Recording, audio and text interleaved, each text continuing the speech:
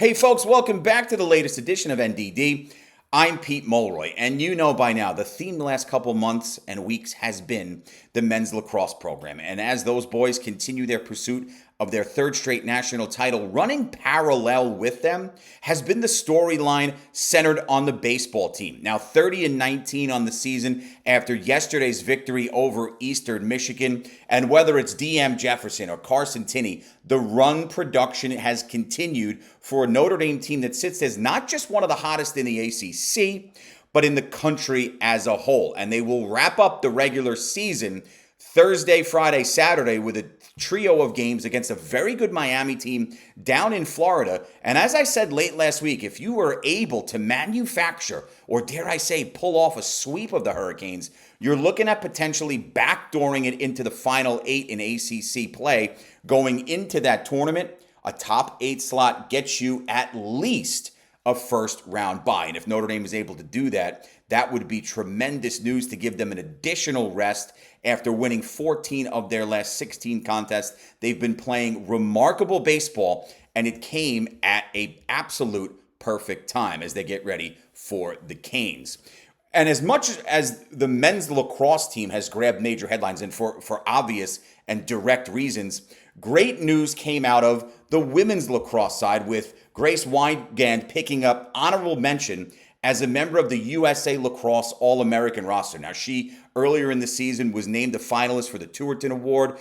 Chris Cavanaugh, who runs and leads the show for the men's squad, was a finalist on the men's side. That's the annual award given to the best player in women's and lacrosse and men's lacrosse each year. So Wygand tagged with that. She was named an all-conference player a couple of weeks ago. And while the campaign for the women didn't go as planned, wasn't as successful as they initially thought coming into the year, the senior defender, Grace Wygand, was from top to bottom the most complete player. 31 ground balls picked up, 18 turnovers forced throughout the season. And there were some quality wins on that ND schedule, and she was a big reason why. But to get not just conference, but now national recognition for someone who deserves it, this is a big deal, and it's something that should be celebrated. So everyone here at NDD and FanArch included, big congratulations go out to Grace Wygand, who's getting that USA Honorable All-American nod. Well deserved.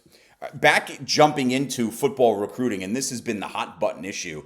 We know what Notre Dame has done and continues to do in the 2026 class, but that doesn't mean that they have put 27 all the way on the back burner. You're building a roster for sustainability and consistency. You want to see that growth, and you want to have these guys in place for when guys graduate or leave early to fulfill their pro endeavors. And in the 2027 class, Notre Dame made a huge offer just a couple of hours ago. And adding to his list that already included Texas, Oklahoma, Michigan, USC, and Oregon, linebacker Teo Satele can now add Notre Dame to his list of teams that have given him an official offer. 6'3", 200 pounds right now, according to 24/7 Sports, ranked inside the 150 players overall in the class of 2027.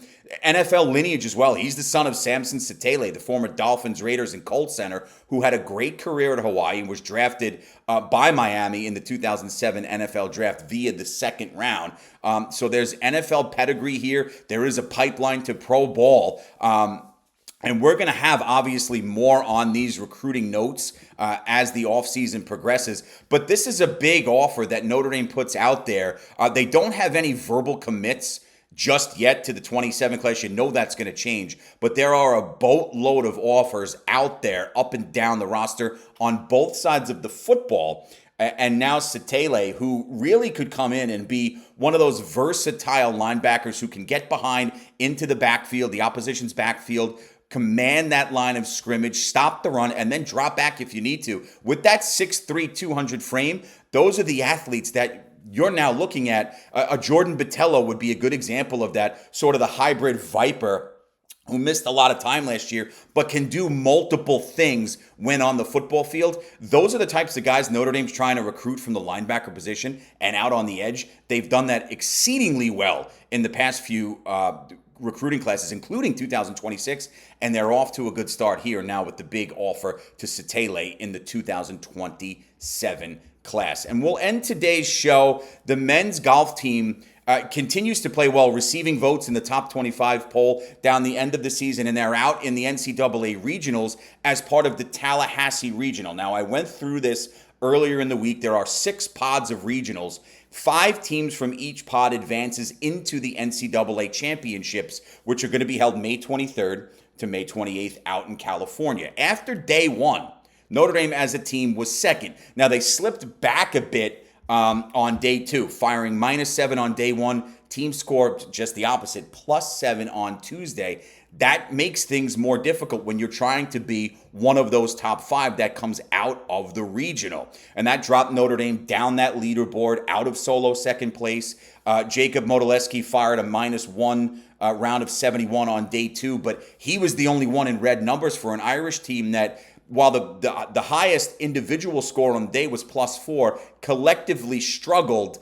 You look at it and break it down, you see some solid scores, but when you realize what the top leaders, specifically Florida State, who's not only leading this regional but is hosting it out in Arrowhead course in Tallahassee, you start to see where that separation exists. So we'll have to track how the Irish as a group and Modeleski individually are able to continue this. If we can see if Notre Dame is able to become one of those 5 teams that gets out there in a bracket with Florida State and Augusta, 2 programs that have severe and big-time ties and pedigree in men's golf.